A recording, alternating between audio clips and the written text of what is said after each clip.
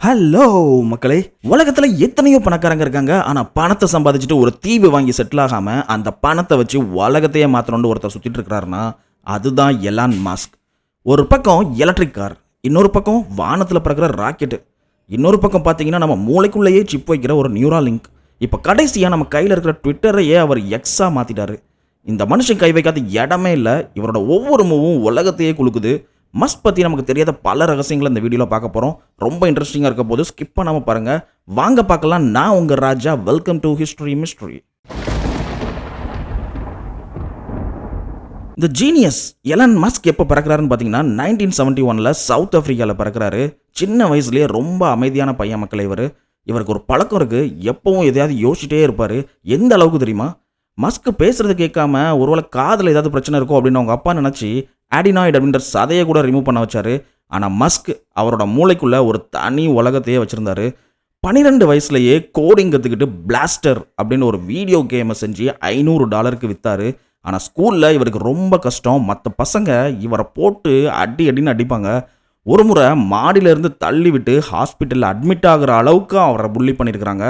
ஆனால் அந்த அடி தான் இவரை மென்டலாக ரொம்ப ஸ்ட்ராங் ஆக்கிச்சு. இன்றைக்கி எலான் மஸ்க் இவ்வளோ பெரிய ரிஸ்க் எடுக்கிறாருன்னா அதுக்கு அன்னைக்கு அவர் வாங்கின அந்த அடி தான் காரணம்.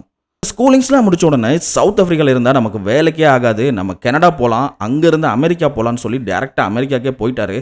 பென்சில்வேனியா யூனிவர்சிட்டியில் ஃபிசிக்ஸ் அண்ட் எக்கனாமிக்ஸ் ரெண்டுமே படித்தார். இவருக்கு ஃபிசிக்ஸ் மேலே ஒரு தனி இன்ட்ரெஸ்ட் அண்ட் வெறின்னு கூட சொல்லலாம். எதையுமே ஃபர்ஸ்ட் பிரின்சிபல்ஸ் அப்படின்ற முறையில் யோசிப்பார். அடுத்து என்ன பண்ணுறாருன்னா ஸ்டான்ஸ்போர்ட் யூனிவர்சிட்டியில் பிஹெச்டிக்கு சேர்றாரு. ஆனால் சேர்ந்த வெறும் 2 நாளில் பிஹெச்டியை வச்சு என்ன பண்ண போகிறோம், இன்டர்நெட் தான் ஃபியூச்சர்னு பிஹெச்டியை கலட்டி விட்டு வெளியவே வந்துட்டாரு. யோசிச்சு பாருங்க மக்களே, ஸ்டான்ஃபோர்ட் சீட்டை தூக்கி போட எவ்வளவு தைரியம் வேணும். அதுக்கப்புறமா 1995 அவரோட தம்பி கூட சேர்ந்து Zip2 அப்படின்னு ஒரு கம்பெனி ஆரம்பிச்சாரு. இது என்னன்னா, இன்னைக்கு நம்ம கூகுள் மேப்லாம் யூஸ் பண்றோம்ல, அதே மாதிரி மேப் போட்டு தர்ற ஒரு சர்வீஸ். ஆரம்பத்தில் அவரோட கார்லையே படுத்து தூங்கியிருக்கிறாரு. ஜிம்முக்கு போய் தான் குளிச்சுட்டு வந்து கோடிங் பண்ணுவார். 1999 கம்ப்யூட்டர் கம்பெனி ஒன்று ஆரம்பிக்கிறாரு, காம்பேக்.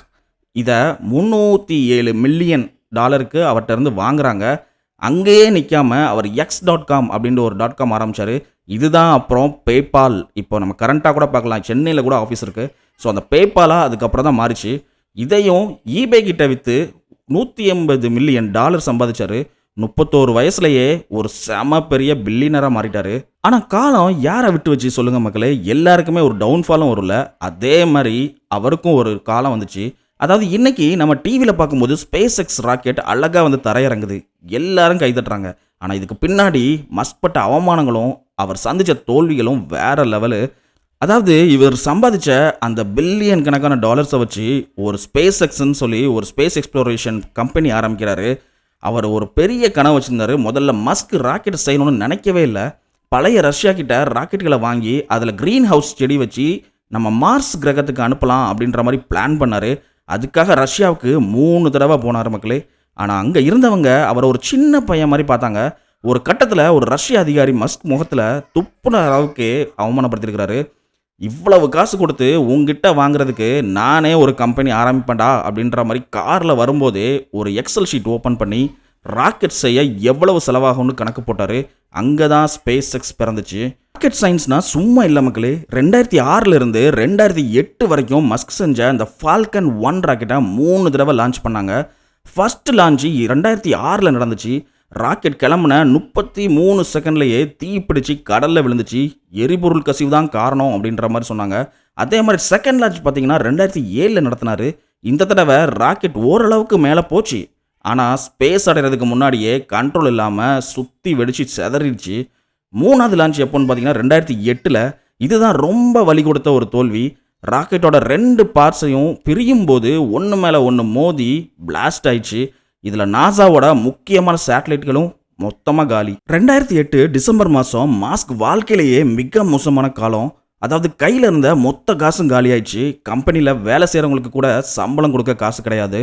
ஒரு பக்கம் ஸ்பேஸ் எக்ஸ் ஃபெயிலியரு, இன்னொரு பக்கம் அதே சமயம் அவரோட முதல் மனைவி கிட்ட இருந்து விவாகரத்து, அதாவது டைவர்ஸ் அப்ளை பண்ணியிருக்கிறாங்க. உலகமே இவரை பார்த்து பைத்தியக்காரன்னு சிரிச்சாங்க.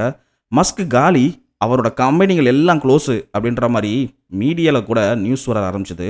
இவ்வளோ ஃபெயிலியர் ஆச்சுன்னா பொதுவாக ஒரு மனுஷன் என்ன பண்ணுவான், அவன்கிட்ட இருக்கிற காசை வச்சு நம்ம வாழ்க்கை எப்படியாவது ஓட்டணும் அப்படின்னு தானே நினைப்பாங்க. பட் மஸ்க் அங்கே தான் ஒரு மாசான விஷயம் பண்ணார். மஸ்கிட்ட இருந்த அந்த கடைசி மிச்சம் இருந்த மீதி பணத்தையும் வச்சு 4வது ஒரு ராக்கெட்டை ரெடி பண்ணார். இதுதான் கடைசி சான்ஸ். இதுவும் ஃபெயில் ஆயிருந்தா ஸ்பேஸ் எக்ஸ் இன்னைக்கு இருந்திருக்காது மக்களே. செப்டம்பர் 28, 2008 உலகம் முழுசும் மூச்சடக்கி பார்த்துட்டு இருந்தப்போ ஃபால்கன் 1 வெற்றிகரமாக விண்ணில் பாஞ்சிச்சு. பூமியோட சுற்றுவட்ட பாதையை அடைஞ்சிச்சு. ஒரு பிரைவேட் கம்பெனி செஞ்ச முதல் சக்ஸஸ்ஃபுல் லிக்விட் ஃபியூவல் ராக்கெட் இதுதான். இந்த வெற்றியை பார்த்த உடனே நாசா மஸ்க் மேலே ஒரு நம்பிக்கை வச்சாங்க. கிறிஸ்மஸ்க்கு முந்தின நாள் $1.6 பில்லியன் கான்ட்ராக்ட் வந்து கொடுத்தாங்க. மஸ்க் அன்னைக்கு பயங்கரமாக அழுதுட்டாரு. ஐ லவ் யூ நாசா அப்படின்ற மாதிரி நாசாவில் உள்ள அதிகாரிகளுக்கு மெசேஜ் அனுப்புனார். அந்த ஒரு வெற்றி தான் இன்றைக்கி நாம் பார்க்குற பல முறை பயன்படுத்தக்கூடிய ராக்கெட்டுகளுக்கு, அதாவது ரீயூசபிள் ராக்கெட்ஸுக்கு ஒரு வித்து இட்டுச்சு. ஆனால் அவர் அதோட நிறுத்தலை மக்களே. ஒரு காலத்தில் எலக்ட்ரிக் கார்னா அது சும்மா ஏதோ மெதுவாக போகிற ஒரு வண்டி, அதில் ஸ்டைல்லாம் இருக்காதுன்னு எல்லாருமே நினச்சாங்க. ஆனால் மஸ்க் வந்த பிறகு அந்த பின்பத்தை அப்படியே உடைச்சாரு. 2004 டெஸ்லாவில் மாஸ்க் உள்ளே வரும்போது பெரிய பெரிய கார் கம்பெனிலாம் இவரை பார்த்து சிரித்தாங்க. பெட்ரோல் தான் ராஜா, பேட்ரி கார்லாம் உருப்படாது அப்படின்ற மாதிரி சொன்னாங்க. ஆனால் மஸ்க் என்ன பண்ணார் தெரியுமா? எலக்ட்ரிக் கார்னா மொக்கையாக இருக்காது, அதுதான் உலகத்திலே வேகமான கார்னு ப்ரூவ் பண்ண முடிவெடுத்தார். முதல்ல ரோட்ஸ்டர் அப்படின்ற மாதிரி ஒரு ஸ்போர்ட்ஸ் காரை இறக்குனாரு. அதுக்கப்புறம் அந்த மாடல் எஸ் தான் உண்மையான மாசு. ஒரே சார்ஜில் 100 கிலோமீட்டர் கூட தாண்டாதுன்னு சொன்னவங்க முன்னாடி பல 100 கிலோமீட்டர் ஓட்டி காட்டிச்சு. அதில் இருக்கிற லுடிக்ரஸ் மோட் மூலமாக ஒரு ஃபெராரி காரை விட வேகமான ஆக்சலரேட் பண்ணி காட்டினாரு. அங்கே தான் உலகத்தோட பார்வை டெஸ்லா மேலே விழுந்துச்சு. ஸ்பேஸ் எக்ஸ் மாதிரி டெஸ்லாவும் ஒரு காலத்தில் அலையிற நிலைமைக்கு வந்துச்சு மக்களே. மாடல் 3 கார் மாஸ் ப்ரொடக்ஷன் பண்ணும்போது செம அடி விழுந்துச்சு. ப்ரொடக்ஷன் ஹெல்னு மஸ்கே சொல்லுவார். அப்போ தூக்கமே இல்லாமல் ஃபேக்ட்ரி தரையில் கூட படுத்து தூங்கி வேலையை முடித்தார். அந்த வெறி தான் இன்னைக்கு டெஸ்லாவை உலகத்தோட மோஸ்ட் வேல்யூபிள் கார் கம்பெனியாக மாற்றிருக்குது மக்களே. இப்போ நம்ம மஸ்க்கு ராக்கெட் விட்டாச்சு, கார் விட்டாச்சு, ஆனால் அதோட இவர் நிறுத்தவே இல்லை. அவரோட மற்ற ப்ராஜெக்ட்ஸ் எல்லாம் கேட்டால் என்னப்பா இது சயின்ஸ் ஃபிக்ஷன் படம் மாதிரிலாம் இருக்குது அப்படின்ற மாதிரி நினைப்பீங்க. அதாவது நியூராலிங்க் இதுதான் மக்களே மாஸ்கோட அல்டிமேட் பிளான். அதாவது மனுஷனோட மூளையை கம்ப்யூட்டரோட கனெக்ட் பண்ணுறது. இதனால் என்ன யூஸ் தெரியுமா? கை கால்கள் செயலிழந்தவங்க, அதாவது பேரலைஸ்டாக இருப்பாங்கள்ல, அவங்க வந்து நினச்சாலே ஃபோன் யூஸ் பண்ணலாம், ஒரு கம்ப்யூட்டரை இயக்க முடியும். ரீசெண்டாக ஒரு மனுஷனுக்கு இந்த சிப்பை வச்சு அவர் தன் மூலமாகவே செஸ் விளையாடுறத வீடியோவாக ரிலீஸ் பண்ணாங்க. இது மருத்துவ உலகத்தில் ஒரு பெரிய புரட்சி. நெக்ஸ்ட்டாக என்னென்னா த போரிங் கம்பெனி. அதாவது டிராஃபிக்கில் மாட்டிக்கிட்டு கடுப்பான மஸ்க்கு ஒரு நாள் ஏன் நம்ம பூமிக்கு அடியில் டனல் போட்டு காரை வேகமாக கொண்டு போகக்கூடாது அப்படின்னு யோசிச்சாரு. அதுக்காக ஆரம்பிக்கப்பட்டது தான் இந்த கம்பெனி. லாஸ் வெகாஸில் இப்போவே இதோட ட்ரையல் போயிட்டு தான் இருக்குது மக்களே. இது மட்டும் சக்ஸஸ் ஆச்சுன்னா இனி டிராஃபிக்குங்கிற பேச்சே இருக்காது. நெக்ஸ்ட் என்னன்னு பார்த்தீங்கன்னா, இன்றைக்கி நம்ம பேசுகிற ChatGPT உருவான OpenAI கம்பெனி இருக்குல்ல, அது ஆரம்பத்தில் மஸ்க் தான் உருவாக்க உதவுனார். ஆனால் அதுக்கப்புறம் சில கருத்து வேறுபாடுகளால் வெளியே வந்து இப்போ குரோக் அப்படின்ற அவரோட சொந்த ஏஐ யூஸ் பண்ணிட்டு இருக்காரு. இந்த ஏஐயை நீங்கள் வந்து எக்ஸ் தளங்களில் பார்க்கலாம். அதை உருவாக்கிட்டு இருக்கிறதும் இவர் தான். ஏஐனால மனுஷங்களுக்கு ஆபத்து வரும்னு எச்சரிக்கிறதும் இவர் தான். அதே சமயம் அதை செதுக்கிறதுமே இவர் தான். அதுக்கப்புறம் நம்ம பிரபலமாக யூஸ் பண்ணுற ட்விட்டர், அதாவது இப்போ எக்ஸ், கரண்ட்டாக எக்ஸ் தான் அதோட பேர். அதை $44 பில்லியன் கொடுத்து வாங்கினாங்க மக்களே. யோசிச்சு பாருங்க, அவ்வளவு காசு கொடுத்து அந்த ட்விட்டரை வாங்கியிருக்கிறாரு. எல்லாரும் திட்டினாங்க. ஆனால் மஸ்கோட பிளானே வேற. இது ஒரு எவ்ரிதிங் ஆப்பாக மாற்ற போகிறாரு. அதாவது ஒரே ஆப்பில் பேமெண்ட், மெசேஜிங், வீடியோ, நியூஸ்னு எல்லாமே இருக்கும். இதுதான் மஸ்கோட டிஜிட்டல் சாம்ராஜ்யமே. அடுத்ததா இவரோட முக்கியமான டெக்னாலஜி என்னன்னா ஸ்டார்லிங்க். இது வந்து ஆல்ரெடி அவரை டிப்ளாய் பண்ணி லைவ்ல போயிட்டு தான் இருக்கு. சிம்பிளாக சொல்லணும்னா நம்ம ஊரில் கேபிள் வழியாக வர இன்டர்நெட் மாதிரி இல்லாமல் இது நேரடியாக வானத்தில் இருக்கிற சேட்டலைட்லேருந்து உங்களுக்கு நெட்டு கொடுக்கும். அதாவது உங்கள் வீட்டில் சின்னதாக ஒரு டிஷ் மாதிரி ஒரு டிவைஸ் வச்சா போதும், அது டேரெக்டாக சேட்டலைட்லேருந்து நெட் வந்து எடுத்துக்கொண்டு கொடுக்கும். இதுக்காக வேண்டி அவர் நிறைய சேட்டலைட்ஸை லான்ச் பண்ணி நம்ம பூமியவே சுற்றி வலை மாதிரி பின்னி வச்சிருக்கிறாரு சேட்டலைட்டை வச்சு. இதோட நோக்கம் என்ன அப்படின்னா, எல்லா இடத்துலையுமே இன்டர்நெட் கொண்டு போய் சேர்க்கணும் அப்படின்றது தான். இதுக்காக அந்த ஒயர் காஸ்ட்டோ நீங்கள் வந்து ஒயர் இழுக்கணும் அப்படின்ற மாதிரி எதுவுமே தேவை கிடையாது.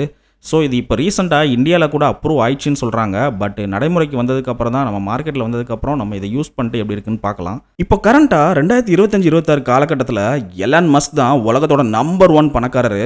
அவரோட நெட்வொர்த் எவ்வளோ தெரியுமா? கிட்டத்தட்ட $800 பில்லியன் தாண்டிச்சு.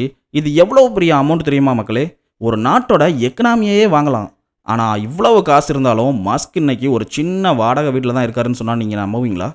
ஏன்னா அவருக்கு பணம் முக்கியம் இல்லை, அவரோட கனவு தான் முக்கியம். இப்போ எல்லாருக்கும் ஒரு டவுட் இருக்கும், அதாவது இவ்வளோ பண்ணுற மஸ்க்கு ஒரு ஹீரோவா இல்லை வில்லனா அப்படின்ட்டு. மஸ்க் எல்லா நேரமும் பெர்ஃபெக்ட்லாம் கிடையாது. ட்விட்டரில் அடிக்கடி சர்ச்சை பேச்சு பேசுவார். பாலிடிக்ஸில் தலையிடுவார். அவரோட சில முடிவுகள் கம்பெனி ஷேர்ஸை அப்படியே இறக்கிறோம்.